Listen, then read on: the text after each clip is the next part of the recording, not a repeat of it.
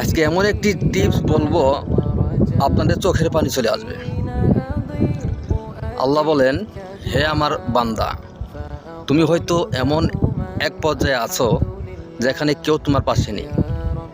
তুমি হতাশ, হয়তো ভেঙে পড়েছো, কেউ তোমাকে বুঝতেও চায় না, কিন্তু আমি আছি তো। আমি এমনই সেই নিঃশব্দ রাতেও আছি, যখন তুমি শুধু চোখের জল ফেলতে পারো। আমি তোমার ভেজা মুখেই দোয়া কবুল করি, কারণ আমি সেই রব যিনি হৃদয়ের অশ্রু, অন্তরের নীরব ভাষা বুঝতে পারে। তুমি আমার দিকে এক কদম এগিয়ে আসো, আমি তোমার দিকে 10 কদম এগিয়ে আসবো।